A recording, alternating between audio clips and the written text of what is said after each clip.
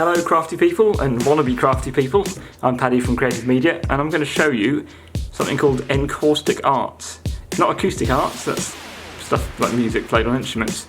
Encaustic is E-N-C-A-U-S-T-I-C and it's kind of art done with melted wax. So I'm going to be using an iron as my brush. Now this is a bit of a low-tech iron, it's got no holes in, it's not like a steam iron. So if you don't have a sort of basic iron, you could probably use something else warm. I'm not sure what. This iron is not boiling hot, but you know, it's cool enough to just about touch, but I don't want to hold my hand on it. So you don't need it baking hot. Now to do this properly, you need proper encaustic art crayons. I thought I'd just try it with some bits of pieces of crayon. Lots of us have loads of crayons lying around. So I thought this would be a good use to use them, because I don't use crayons for anything else really. So these are just standard, and they're not Crayola, they're probably even less good than Crayola, and I'm sure Crayola is very good, I don't know. So what I'm going to do is melt some wax on the iron and then put it on some paper. And if you've got a kind of Bob Ross kind of skill, you can probably make some beautiful pictures. If you haven't got Bob Ross skill, which I certainly haven't, you can make some blobs and then use your imagination and see what they actually look like. So that's what I'm going to try. I'm going to try a bit of blue and a bit of pink. So I'm going to get my iron, melt a bit of blue here on the iron, and a bit of pink here.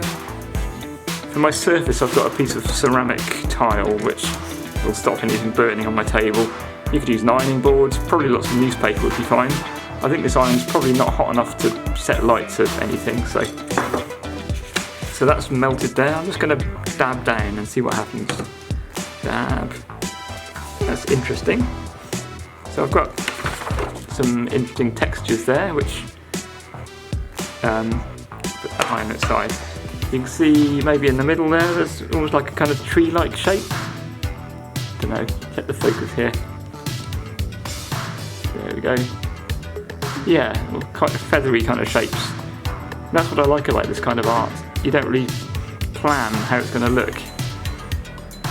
It just comes out. So I'm going to smear this around a bit as well, see what happens. There we go. And I'm going to wipe this off just with a towel. This is why I don't have it too hot, because I can do this without risking burning myself. I'm going to clean off all the old wax. So that's not that interesting. I'm going to try adding a bit of green, see what we get.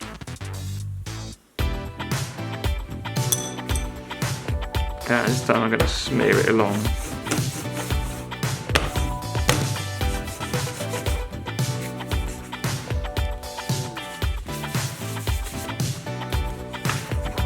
Now this is where you need to start using your imagination to see what it looks like to you and which way up is best and such like. Or you might just be going for an abstract pattern, which is fine in itself. Let's go for some red. Oops. Let's do a circular smear.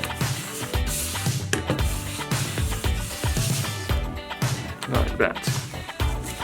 Now if I were Bob Ross, already be seeing some kind of art in that, but as I'm not, it's not that interesting really. But you can kind of see the possibilities that you can get interesting patterns and textures which you might well not get through other means, like with pens or paintbrushes, and you don't really have to plan too much about how it's going to look. You just do it and see what comes out. The good thing with this is you can do it on different surfaces.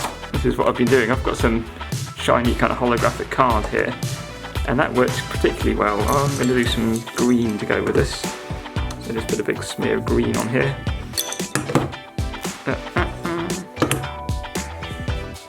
Try that.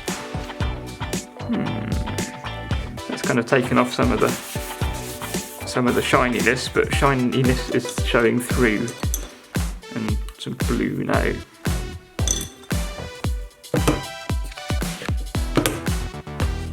And just dabbing, you get lovely kind of rivulet effects. Zoom in again on this a little bit.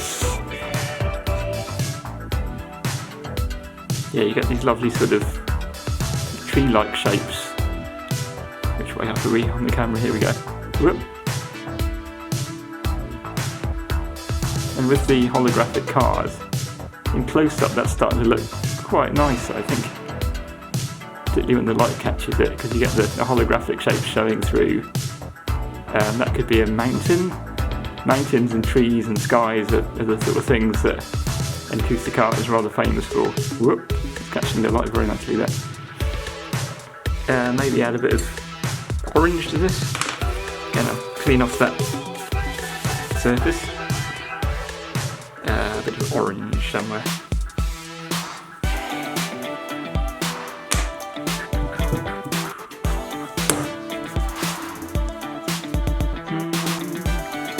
Maybe not. I think the darker colours work better on this, so let's try some brown. And of course, with the iron, you've got all these different surfaces. You've got a point, so you can do some very pointy things with it. Or you've got this edge you can smear with. So the dark colour across here I'm getting, and you can dab as well.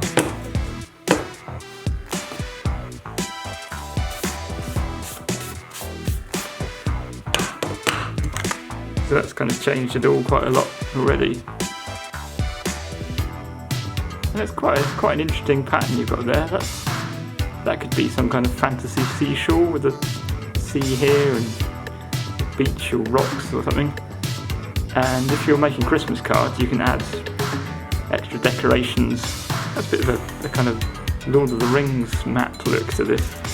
Yeah, you could use like a Sharpie or something to add extra details once you've seen them. That could be a river maybe with trees along it. You've got some sparkly sky here.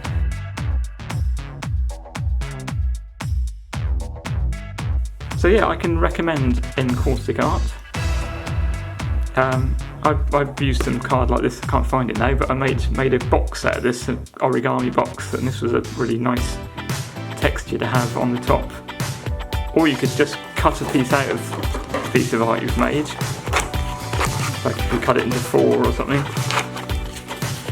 And you might find that just a piece of your... I'm getting to the camera.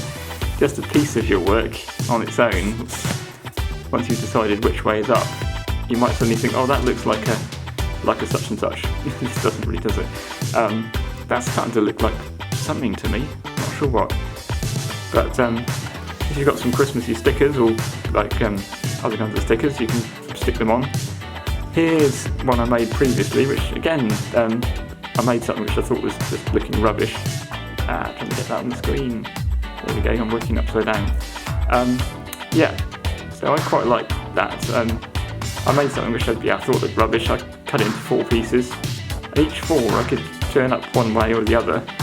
And this to me looked like, I don't know, kind of mountains or a river, something like that. And I used this kind of sparkly Christmas tape to stick it onto a card. And instant card. But a bit arty and certainly handmade and also very quick to make.